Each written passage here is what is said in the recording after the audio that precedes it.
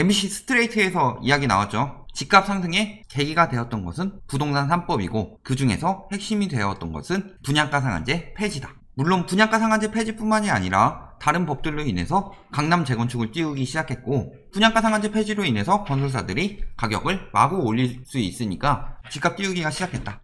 분양가 상한제가 다시 시행되게 되면 어떤 영향이 있을 것인지 이런 부분 한번 만나보도록 하겠습니다. 분양가 상한제 전에 강남권 로또 단지 막차 분양, 로또의 당첨 확률은 45C6분의 6C6이다.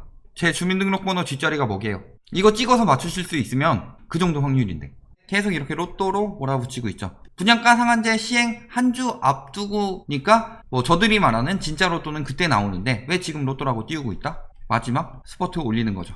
저희 건설사님들 잘 분양될 수 있도록 계속 로또로 띄워주는 거죠. 강남 대역 분양가 상한제 피했다. 11,000가구 공급 정비사업 속도 내고 있다. 분양가 상한제 역사를 보면 어떻다? 이것도 누가 제일 먼저 했어요? 박정희 대통령이 세계적으로 유일하게 선분양을 허용했다. 서울에 수요는 몰려드는데 집이 없으니까 일단은 내 집 마련하는 사람들 안심시키기 위해서 선분양 먼저 하고 그 다음에 빨리 지어야 되니까 돈이 필요하죠. 건설사들도 자금을 좀 더 빨리 마련하고 집을 빨리 짓게 하기 위해서 선분양을 허용했다. 하지만 과도한 이익을 남길 수 있고 아파트를 너무 비싸게 분양해서 빚에 휩싸이거나 이러지 않도록 분양가 상한을 지정했다. 이때는 분양가 상한제 자체가 분양가격을 택지비에다 건축비 이하로 제한하는 제도인데 이 당시야말로 진짜 분양가 상한제였죠. 평당 얼마 이하로 아예 제한을 해버렸다. 같은 지역구에 묶이면은 역세권이든 역에서 벗어난 지역이든 다 똑같은 분양가를 지정을 했다. IMF 때 전체적인 문제가 오면서 모든 규제를 완화해서 어떻게든 경제 살리려고 별짓 다 했죠. IMF를 겪고 나서 폐지를 했다. 나중에 효과가 제대로 발휘되기 시작했을 때 그 외에도 많은 완화 정책이 나왔었죠. DJ 정부 때, IMF 때 굉장히 많은 회사가 파산했기 때문에 건설사들까지 파산하게 만들 수는 없는 상황이었고 가뜩이나 실업자가 많아서 문제인데 일단은 기업들을 최대한 지원하는 정책들이 많이 나왔다. 그 중에 하나가 분양가 상한제 폐지를 비롯한 많은 완화 정책이다. 그 영향이 언제 갔어요? 참여정부로 넘어갔죠. 세계적인 유동성 증가. 이 유동성은 어디서 나왔어요? 닷컴 버블에서 나왔죠. 꺼졌지만 경제 위기는 그렇게 오진 않았죠. 나중에 카드 대란 이런 거 제외하고는 그 닷컴 버블이 꺼지면서 부동산으로 많이 흘러 들어갔더라. 분양가 상한제 폐지했으니까 분양가 상승을 유도하죠. 매매가 상승 따라오죠. 분양가로 인해서 새 아파트가 비싸지만 준하는 아파트들도 당연히 가격이 따라서 오른 것도 있고 건설사에서 분양을 비싸게 하기 위해서 가격 띄우기를 미리 들어가는 것도 생기게 되더라. 다시 이를 이용해서 분양가 상승 악순환이 계속 일어나게 되더라. 2007년 4월에 분양가 상한제를 다시 도입하게 됩니다. 리먼 이후 떨어졌다고 하는데 강남의 경우 2007년 중순부터 하락세가 나타나기 시작한다. 분양가 상한제를 비롯한 종부세 강화, 대출 규제도 있었죠. 여러가지 규제 정책으로 인해서 언제 떨어지기 시작했어요?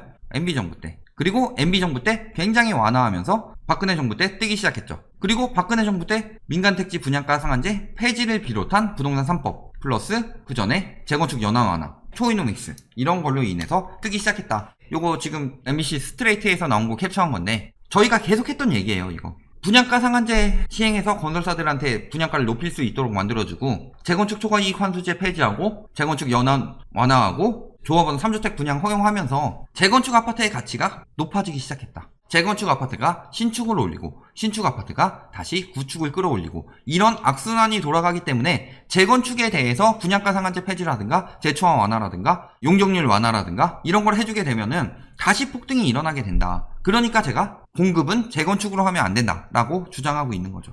가격 변화 상한제 폐지하고 2007년에 나왔지만 시행은 2008년 1월부터 시행됐죠. 가격 안정되다가 폐지하면서 다시 뜨기 시작한다. 서울 매매가격 변동도 원가 연동제, 분양가 상한제 안 할 때보다 훨씬 더 많이 뛰었다는 거죠. 아파트의 경우는 더욱 심각하다. 분양가 상한제 폐지부터 올라가죠. 물론 분양가 상한제 폐지 이전에 2014년 7월에 초이노믹스, 9월에 연한 완화, 12월에 3법이 나오면서 15년부터 폭등하기 시작했죠. 시가총액도 2014년에 시작해서 2015년 그리고 3법 통과하면서 분양할 때까지 1년 정도 되는 기간 만에 70% 폭등했고 지금까지 계속 영향이 나오면서 3배까지 폭등했다. 그러니까 핵심은 요거였다는 거죠. 언제까지 전 정부 탓할 것이냐고 했는데 규제들 다시 아직 다 안 들어갔죠. 당연히 영향이 아직까지 있죠. 강남 재건축 맞추면 특혜법이다. 집값 폭등했다 이거죠.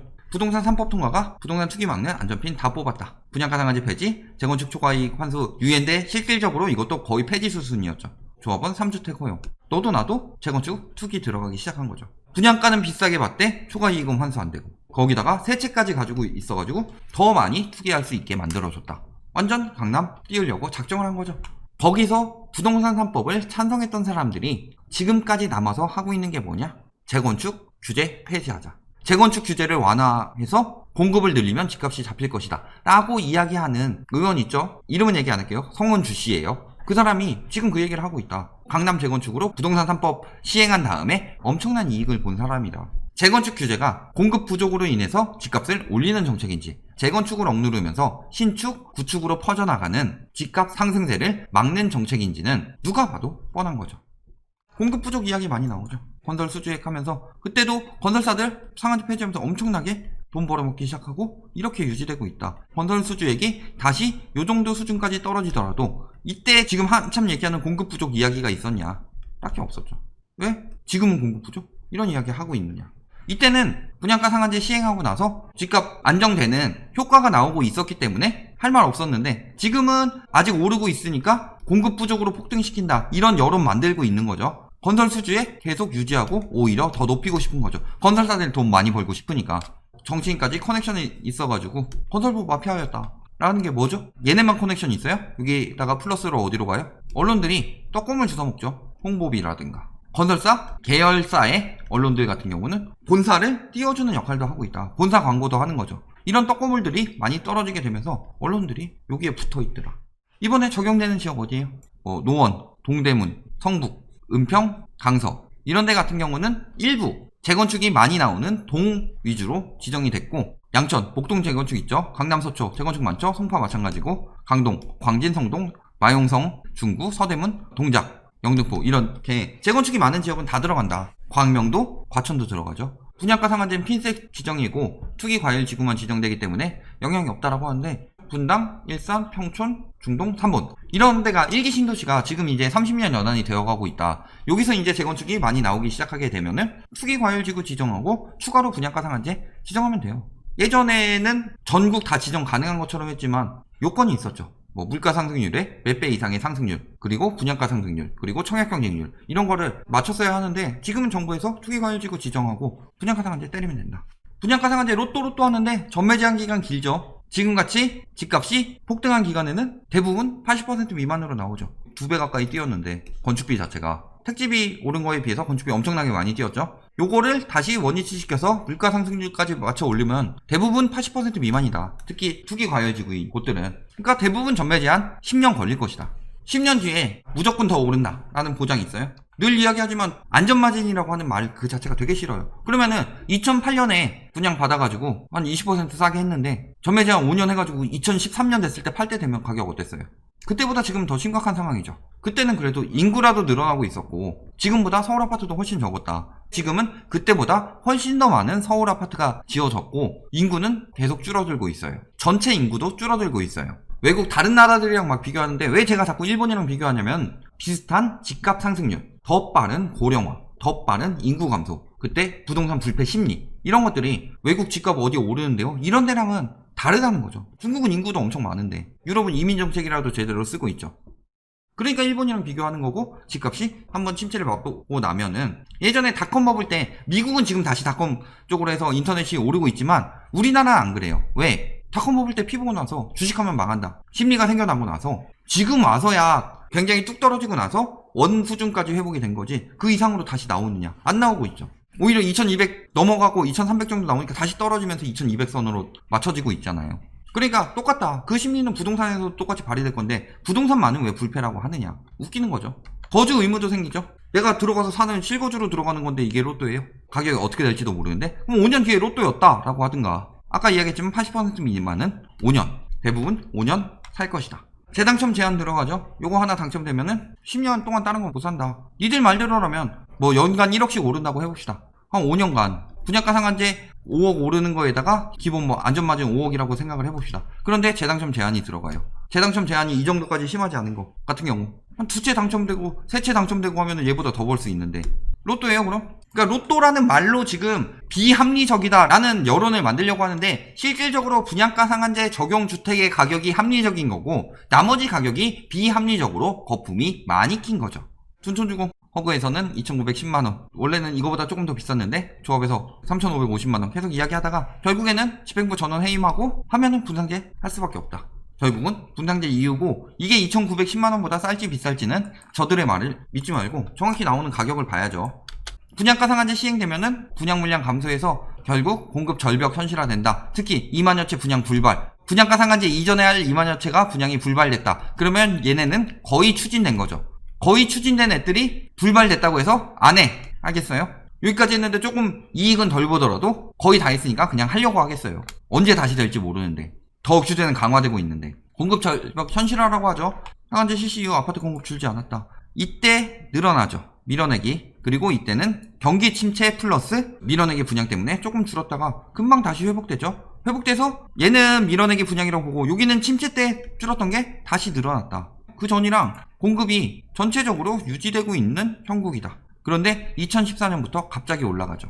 가장 핵심은 요것은 재건축 연한 완화 때문이다. 재건축이 가능한 아파트가 갑자기 늘어났잖아요. 40년에서 30년으로 줄이면서 규제해서 다시 줄어들고 있다. 공급 부족 된다고 해서 이 수준 정도 된다고 해서 그 전이랑 비슷한 수준인데 공급 부족이에요? 이때가 공급이 과잉이었던 거죠. 공급 과잉 효과를 못 봤던 것은 멸실이 많았기 때문이죠. 이때는 공급으로 돌아오는 거죠. 지금도 서울의 아파트가 공급 부족으로 해가지고 항상 전년도랑 비교하는데 진짜 공급 부족이었으면은 예전에 가격 떨어졌을 때 그때 공급 부족이 아니었다 생각했을 때 그때 공급되는 물량이랑 비교를 해봐야 되는데 아니죠. 결국은 공급 문제가 아니었다. 왜냐면 서울에 지금 주택 보급률이 96%가 넘었는데 무슨 공급 부족이에요? 4%가 부족해서 서울에 있는 사람들이 지금 다 실거주 하고 있을 거라고 보세요? 예를 들어 서울에 분양을 받으려고 고시원 같은 데다가 살지도 않으면서 그냥 내가 거기 사는 것으로 해주쇼 해가지고 고시원은 주거 건물 아니죠. 그런 데다가 전입신고 해놓고서 산다. 그런 거 다 빼고 나면은 서울 공급이 실거주한테 부족하냐? 부족하지 않죠. 다주택 매물이 나오면 된다. 그리고 우리나라 인구가 줄어들기 때문에 주택 너무 많이 공급하게 되면은 지금 당장이야 집값 안정 효과가 나오지만 나중에 일본처럼 장기적 침체를 이끌어낸다. 무덤을 파고 있는 거예요. 다주택자들이. 오래 가지고 있을 애들이. 결국 공급하게 만든 거는 자기네들 무덤 판 거예요. 결론. 공급 부족? 없다. 분상제 시행 후 집값 안정된다. 가점 과열과 청약 경쟁률 과열은 분상제 전후 1년 압박으로 끝난다. 그 뒤에 분양 받으면 되고 그 전에는 과열되더라도 일단 넣어서 당첨되면 되는 거죠. 그 정도는 지금 마련해도 무리가 되는 가격은 아니고 예전에 한 2015년 6년 정도 가격으로 나올 테니까 이것은 건설 마피아들이 이익 보기 위해서 플러스 강남 재건축 추기는 불패다 라고 했다가 산 사람들이 이익을 못 보게 생겼으니까 이들의 이익을 위해서 마지막까지 하고 있는 것일 뿐이다. 더 이상의 유예는 없다. 질병 때문에 유예했었는데 총에 닿았는데 더 유예해줄 필요 없죠. 결론적으로 정상적으로 시행되고 금방 효과는 나타날 것이다 라는 점 알아두시기 바랍니다.